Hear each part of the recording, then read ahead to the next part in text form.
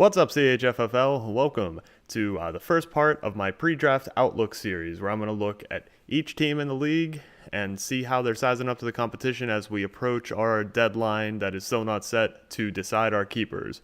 I'm going to go through each individual team, show what they did last season, who I think their top keeper picks are, and when I'm doing this, I'm going to be using Fantasy Pros standard ECR ranks. I'm not going to change anything. It's just going to be what you get when you go to the website.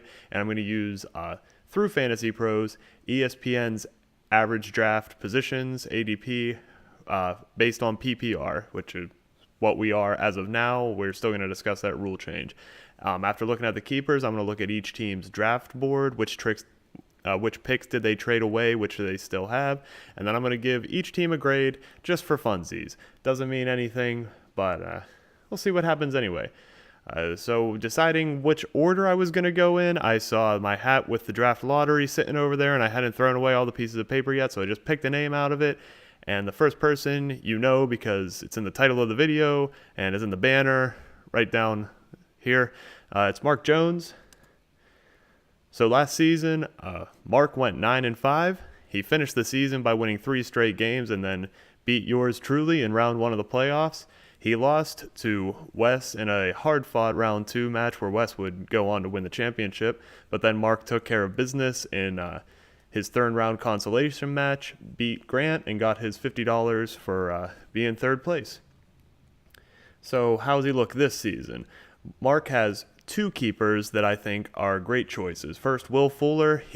I drafted him in the 13th round. He can keep him in the 11th.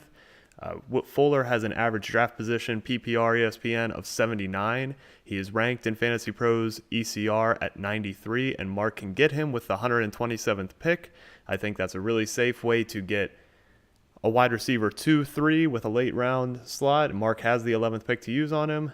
And then the bigger one, I think, is Carson Wentz, who has an average draft position of 61, rank of 53, and Mark can get him with his 10th round pick, 114 overall.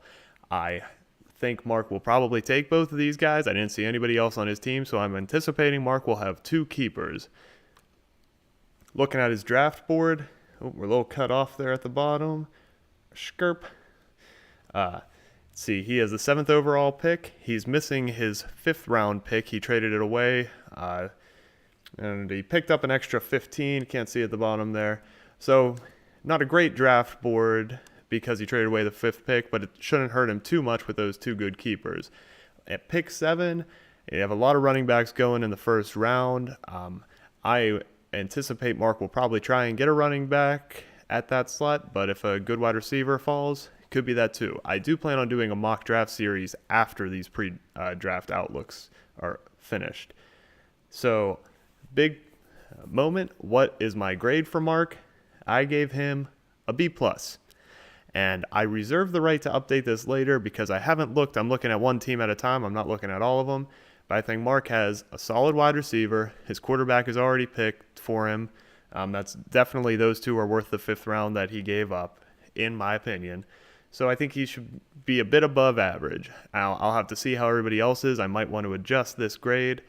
But overall, if I'm Mark, I'm feeling pretty good. So thanks for watching part 1. I'll be back with more teams later, and happy Sunday, CHFFL.